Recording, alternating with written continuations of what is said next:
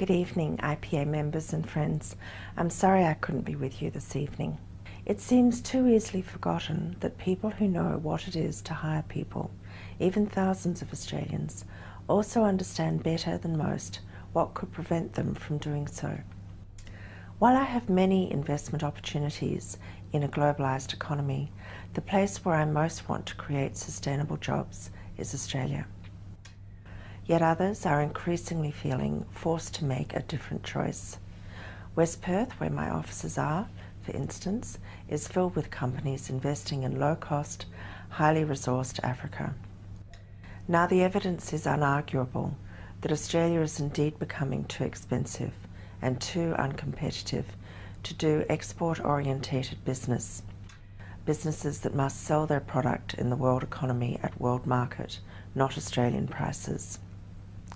What was too readily argued as the self-interested complaints of a greedy few is now becoming the accepted truth, and, more ominously, is showing up in incontrovertible data. ANDEV members and I have been voicing our concerns and warning about this over the last 2 years. What hurts businesses can devastate our already grossly in debt nation. Take, for instance, the latest Global Competitiveness Report from the World Economic Forum, WEF, in which Australia's ranking among the world's top performing economies dropped from 16th to 20th in just 1 year, the single biggest slide of all nations. Qatar, Belgium and Austria all overtook us. Australia's relative fall is due to our own failures. This country simply can't afford a carbon tax or minerals resource rent tax. As the WEF report noted, Australia has not made any real progress in the past 12 months in precisely the areas that advanced economies should have. We ranked 75th for government regulation, and business knows the difficulties of this. Red tape and green was the overwhelming concern at the COAG Business Advisory Forum in April, and we can only wish it had effectively been on the national agenda much sooner. Small business, the backbone of Australia, are the ones most hurt by the cost and delays of this. Those mums and dads who employ one or more other people, mortgaging their homes, forgoing holidays and working long hours to stay in business and cope. The WEF report also noted another troubling weakness, that so much of our infrastructure, especially in transport and ports, quote, has been increasingly constrained in recent years and lags behind the world's best, end quote. The WEF findings are echoed in the World Bank's Ease of Doing Business Index, which similarly had Australia falling from 11th place last year to 15th this year. Other business leaders have recently warned of the rising cost of doing business here. BHPB Billiton Chairman Jack Nassar recently singled out new and increasing taxes and, quote, a much more difficult industrial relations environment, end quote.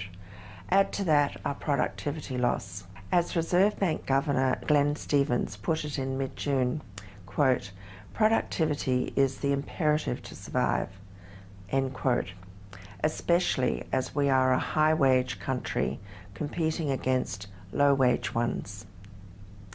These challenges are now beyond serious dispute. To point them out is, I hope, no longer a sign of self-interest, but a duty and a call for action. Our federal and state governments must know that now, more than ever, we must lift our international competitiveness just to stay as well off as we are. And with state and federal debts, we must get realistic, not just promote class warfare. Indeed, if we competed at the Olympic Games as sluggishly as we compete economically, there would be an outcry. But what I'm talking about is more important.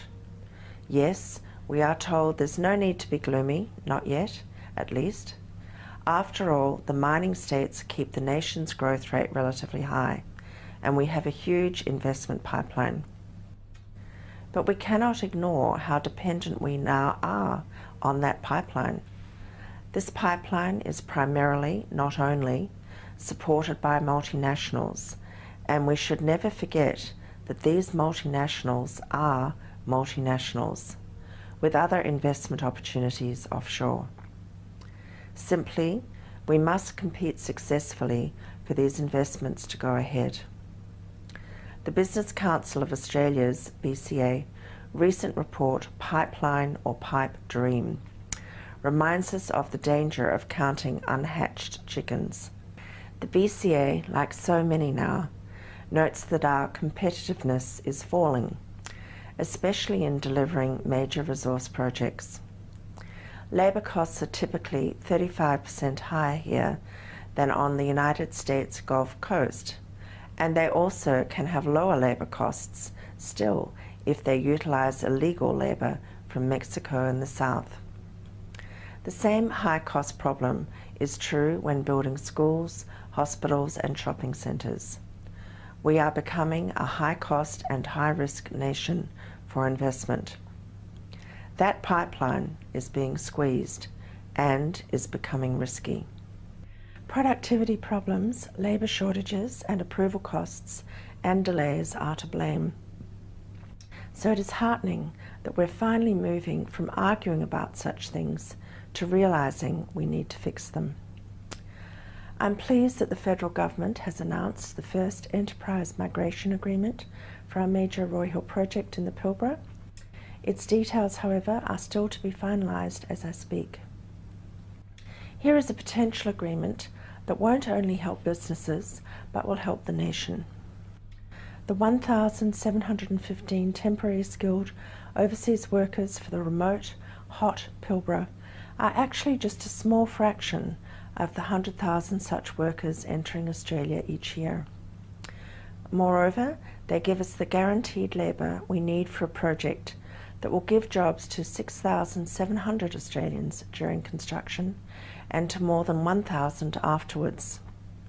These are sustainable jobs that won't exist unless we can get sufficient labour for construction and bank loans for debt finance, which banks need to be assured before providing money that we can do so. Nor are these jobs the country's only gain. More than $1.3 billion has already been spent on the project, of which more than 83% has gone to West Australian or Australian companies. This is over the average of 72% for most other big resource projects. On top of that, royalties and other taxes, in effect, substantial profit share, flow to state and federal governments, although the royalties and various other taxes apply whether profitable or not. This is an example of the investment pipeline that must keep flowing, and particularly in a state and country immersed in government debts.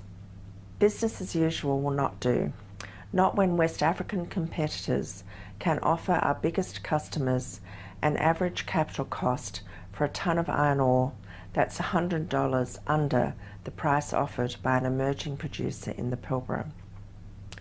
Furthermore, Africans want to work, and its workers are willing to work for less than $2 per day.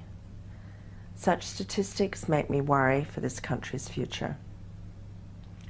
Indeed, few now could have missed the reports of companies running a ruler again over investments that were in the pipeline, spooked by cost overruns and poor productivity. We must listen to the reports from China that Australia has become too expensive to invest in. Now that we are belatedly seeing the challenge before us, let us now not be slow to agree on how to meet it. We need bold and imaginative plans.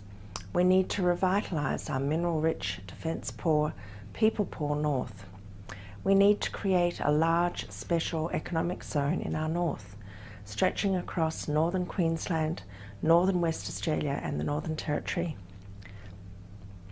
With fewer regulations and taxes, a region that truly welcomes investment and people. For more information, please visit the ANDEV website.